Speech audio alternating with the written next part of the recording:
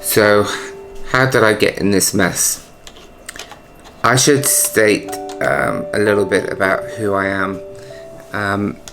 My name's Jeremy, as you can read, and I'm living in Japan. I'm an English person, and yeah, I've been in Japan for many years. As you can see, I'm white skin, whiter than most, and I've been raised to check for moles, any new moles that come up, and any moles that change colour, because it's of particular significance for me. And that is what happened. I had a mole on my upper arm that changed colour, and it went from a pinkish colour to a reddish colour, and I went to the dermatologist, and this was in March 2021. Now, it was diagnosed as being benign, and therefore the dermatologist recommended that I have it lasered off. Now, the process here is that she will write a letter instructing the laser clinic to take it off, and she will give me an envelope which is sealed, which carries that authority to do so, which is what I did. I went to the laser clinic, and I should add at this stage that they're friends, and they studied together in the States. So he lasers it off, and it goes away initially, but after a few months it came back again, it reappeared, and so I went to I didn't think anything of it originally, but then it turned black, and it appeared like a scab. But when it started smelling, I knew something was wrong. So I went back to the laser clinic, and this time he told me that it was a natural reaction, and so I didn't have to take any action. That was in October. Fast forward a couple of months, and this time it's tripled in size. It went from 1 centimeter to 3 centimeters, and it was smelling, and it was bleeding as well. So I went back to the laser clinic and asked them, it clearly wasn't looking good.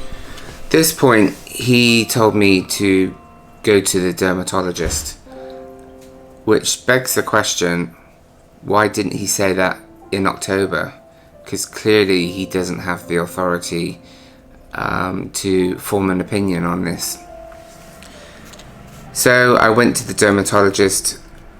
I was again diagnosed with it being benign, but therefore, as the laser hadn't given the desired effect, I was to have it cut out. Back again to the laser clinic, I have it cut out, and this time he said he would forward a sample to the university hospital.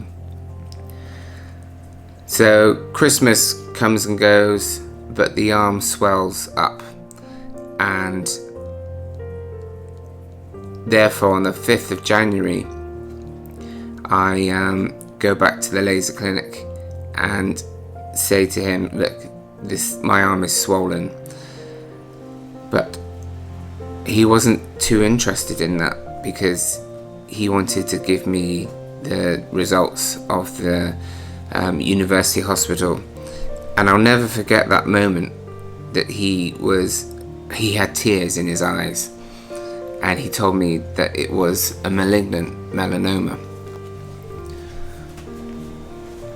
I was ignorant to what that was, But a quick Google search informed me that it was the #1 killer in young people.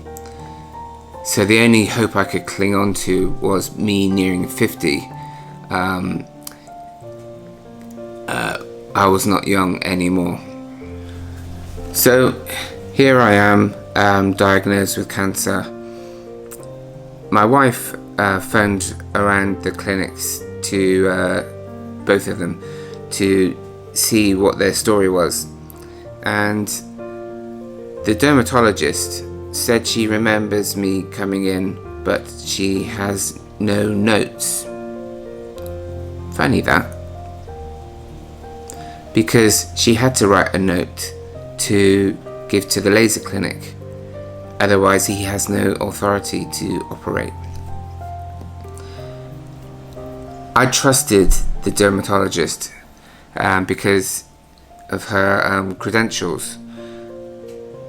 She was a qualified dermatologist, but she didn't really look at my mole. She just looked at it through a magnifying glass.